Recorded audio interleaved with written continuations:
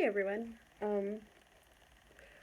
Before I begin, I just want to apologize in advance if my toddler bursts through that door, because it's very likely. I am trying to record this in 6 to 12 minutes without her needing me. We'll see how that goes. For this assignment, I decided to read Helter Skelter, Fashion Unfriendly. Um, it was actually really good, but we'll get to that. I guess we should start with some of the facts. I did write it down because I will forget everything that I want to talk about if I don't. So please ignore my piece of paper. This is just so that you get the information that I know and you can make an educated assumption if this is the graphic novel for you or not. So, or if it even sounds good, because let me tell you, that was a wild ride. But once again, we'll get there. I'm skipping ahead. So, I already said, but I decided to read Helter Skelter. It was written by Kai. I'm gonna botch this name, and I am so sorry. I have been spending hours on Google or YouTube trying to figure out how to pronounce this, and my tongue cannot do the cool motion of Japanese. It was written by Kayoko Akazaki. And then the creative team that went along with that was Riso Cho, Nicole Juchin? I'm so sorry. And Jeremy Kahn. And just so you guys can really see that, that's all of that. Just in case you wanted to look it up. It was 316 pages, and it was published by Carlson Comics, and it was a graphic novel. It was not like a compilation or anything like that. It was a full book in and of itself, completely standalone idea. The first thing I want to discuss is the act breaks, because it was kind of weird in this book because you're kind of pivoted into the book right away. It starts and you're hitting the ground running.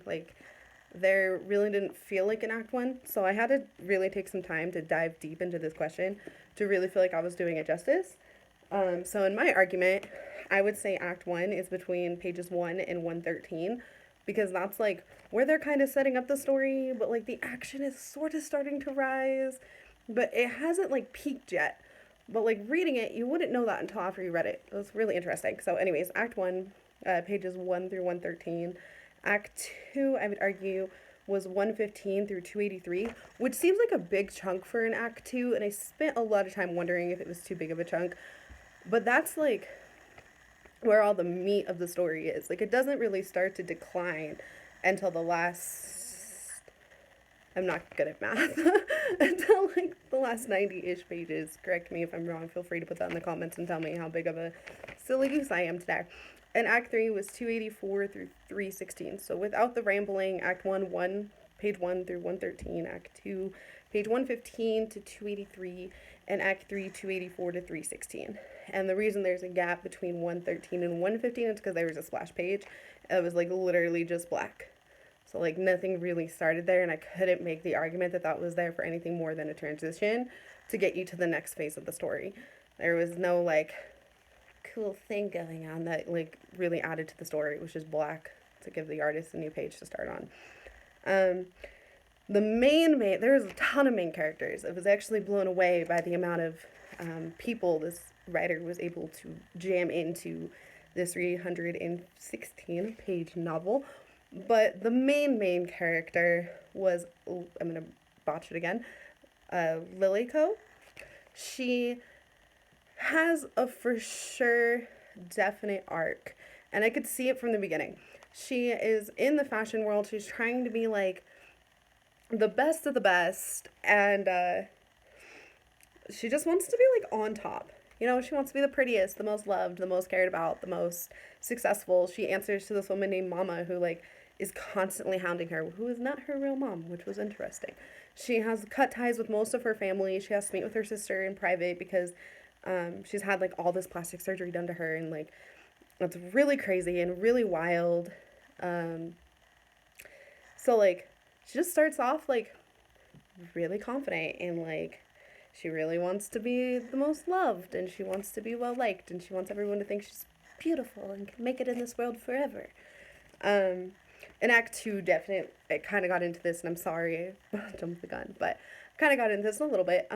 Act 2 definitely supports that because she goes from, like, getting this plastic surgery, which is, like, deteriorating her. Like, in one scene, he describes it as they would touch her skin and then it would stay mushy for, like, weeks.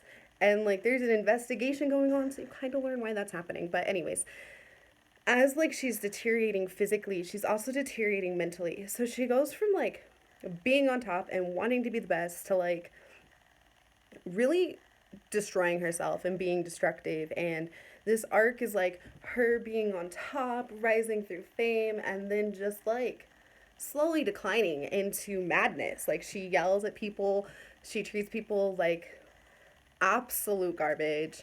She treats her manager really creepily, and I can't really get into that because this is for class, but read it. It's weird. It's creepy. I can't describe how creepy it is. Um, but she just like falls. And like, whereas she started up here wanting to be the best, she ends up down here like kind of broken, I would say. Her arc definitely isn't finished. Um, this was a standalone novel, so I'm not sure why the end said to be continued. There's no more in the series. I already looked. But at the end, she's sitting on a throne after you assume that she killed herself. So she goes from like mentally stable to like literally dead to like living. But there's no other books. Like we don't know what happens. Um, back to this. Um, the next arc, I feel like I skipped something. No, I didn't. I just talk a lot. The next arc is Miko Hada. I hope I said that right because she was actually one of my favorite characters.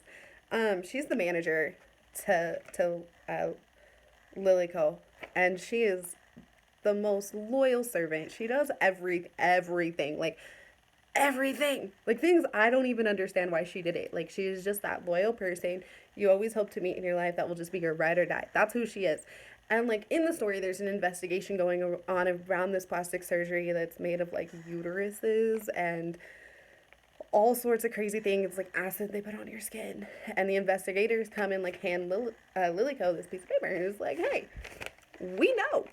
And instead of burning it or like destroying the evidence, she just leaves it laying around. So when her manager gets fired after obtaining mental, sexual, physical abuse from this woman, she actually gives it to the magazines.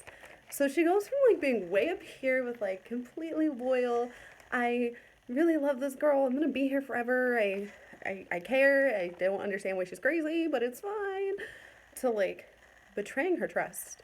It was really interesting watching her have such a steep arc. Like that one was like I didn't expect it, but um okay, so we're gonna talk about the transitions. In general, as a broad 316 page book, I would say the transitions are smooth. There was never a time when I was really lost by the story. I knew what was going on. Um, I knew where it was headed. I understood. I got the flow. The one thing that I'll complain about very loudly is that I would have loved a time period. Um, Obviously, this takes place in modern times ish. Like, there's no cell phones, but there's like cameras and plastic surgery and like all this advanced technology. So, like, obviously, it's like modern times, but like when? When? Because I feel like a win would have gave us a more substantial story. And even in the investigation, they'd be like on or like in magazines, I had the investigation, they'd like magazine printouts, scandals and stuff like that.